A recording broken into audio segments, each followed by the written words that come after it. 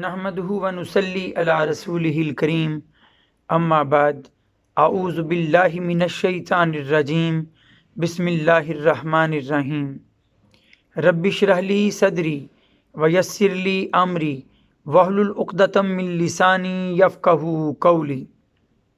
میرے سب چاہنے والوں کو السلام علیکم۔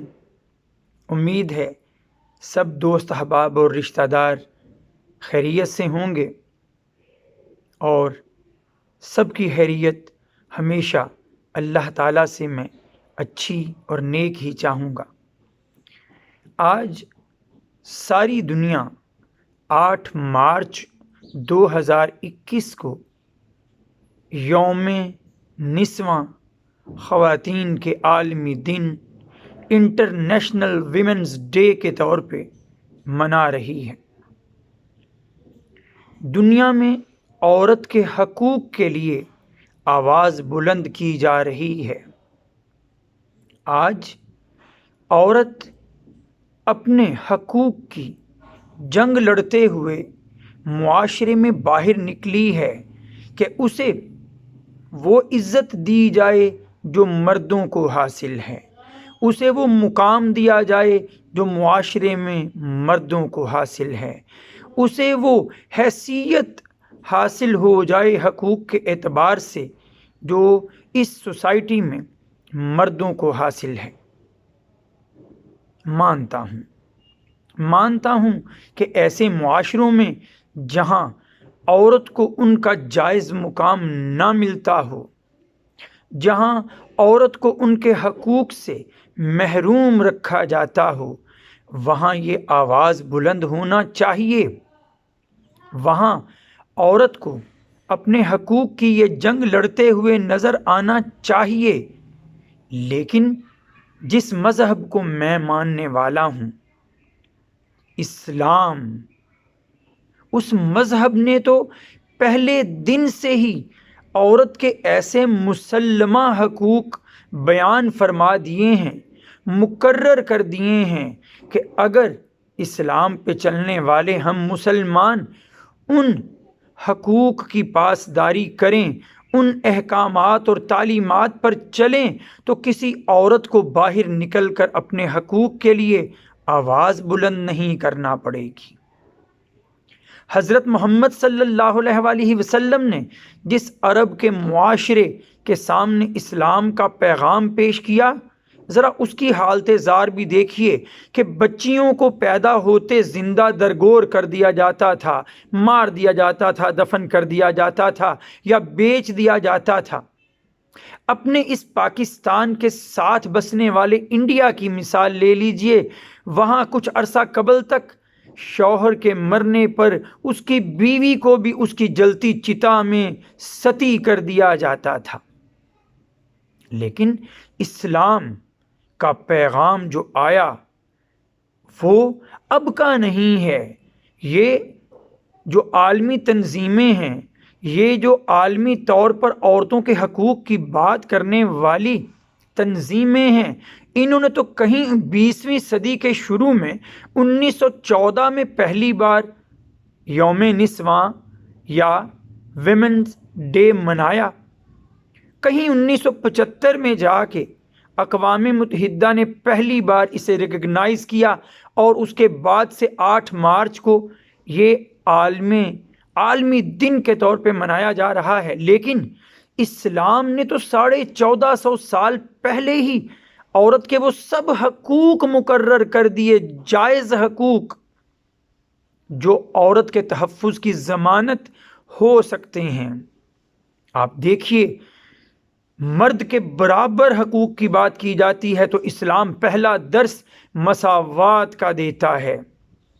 سورہ نساء کی پہلی آیت، یا ایھا الناس اتقوا ربکم الذی خلقکم من نفس واحدہ، اے لوگو ڈرو اپنے اس رب سے جس نے تمہیں ایک جان سے ہی حضرت آدم علیہ السلام سے پیدا کیا ہے، تم سب کو، سب کے سب انسان ہونے کے ناطے خواہ وہ مرد ہے یا عورت برابر ہیں، مساوی ہیں۔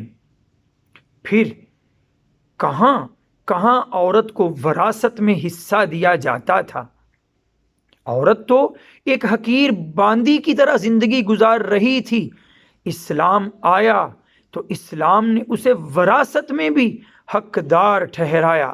سورہ نساء ہی کی آیت نمبر 7 کھول کر پڑھ لیجئے، لِلرِّجَالِ نَصِیبٌ مِّمَّا تَرَکَ الْوَالِدَانِ وَالْأَقْرَبُونَ وَلِلنِّسَاءِ نَصِیبٌ مِّمَّا تَرَکَ الْوَالِدَانِ وَالْأَقْرَبُونَ، کہ بے شک یہ جان لو کہ جو ترکہ چھوڑ کر جاتے ہیں والدین اور رشتہ دار، اس میں سے مردوں کا بھی حصہ ہے، اور جو ترکہ والدین چھوڑ کر جاتے ہیں اور رشتہ دار، اس میں سے عورتوں کا بھی حصہ ہے۔ مما قل منہ او کثر، چاہے وہ تھوڑا ہو یا زیادہ ترکہ چھوڑ کر جا رہے ہوں، حصہ نصیبا مفروضہ، یہ حصہ فرض ہے اللہ کی طرف سے۔ وراثت میں عورت کو حصہ ملتا ہے۔ پھر دیکھیے، اگر مرد کماتا ہے تو اس مرد کی کمائی پر اس کا حق اور اس کمائی کا ثواب مرد کو، اور اگر عورت کمائی کرتی ہے کبھی تو عورت کی کمائی پر حق عورت کا، اور ساتھ ہی ساتھ اس کمائی کا اگر جائز طریقے سے ہے تو ثواب بھی اس عورت کو۔ اس کا ذکر بھی آپ کو سورہ نساء ہی کی آیت نمبر 32 میں ملے گا۔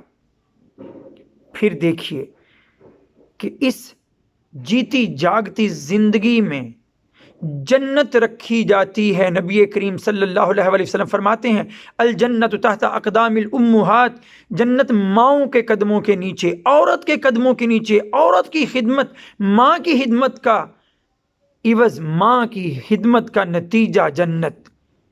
دنیا بہترین مال و متاع جسے قرار دیا جاتا ہے دنیا کا، وہ نیک بیوی۔ بہن پر خرچ کرنا پڑ جائے تو بہن پر خرچ کیے ہوئے مال کو بہترین صدقہ کہا جاتا ہے، اور بیٹی کی بہترین پرورش ہو جائے تو اسلام پیغام دیتا ہے کہ جنت میں ایسا اعلیٰ رتبہ کہ نبی کا ساتھ ملتا ہے۔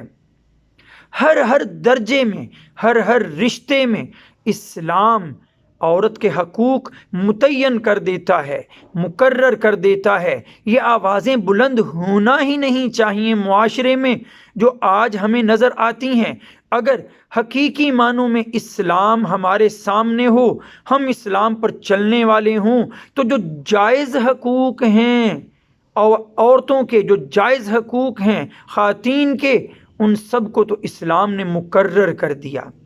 ہاں، لیکن ایک بات کہوں گا، ایسی آوازوں پر اسلام ضرور پہرا بٹھاتا ہے جس سے عورت کی عزت و ناموس خطرے میں پڑتی ہو۔ ایسی کھلی اجازت اسلام نہیں دیتا جس سے عورت کے وقار میں، عورت کے عزت نفس میں کمی آتی ہو۔ اسلام نے عورت کو گھر کی رانی، گھر کی ملکہ بنایا ہے، وہاں اس کے سب حقوق بھی مقرر کر دیے ہیں، لیکن عورت کو شو پیس نہیں رکھا۔ سورہ نساء میں نظروں کی حفاظت اور پردے داری کے احکامات دے کر اللہ تعالیٰ نے عورت کی عزت و ناموس کو محفوظ فرمایا ہے۔ اپنے جائز حقوق کے لیے آواز بلند کیجئے، اسلام پہ چلیے، اور عورتوں کو صحیح ان کا مقام دیجئے۔ وآخر دعوانا ان الحمدللہ رب العالمین۔ السلام علیکم۔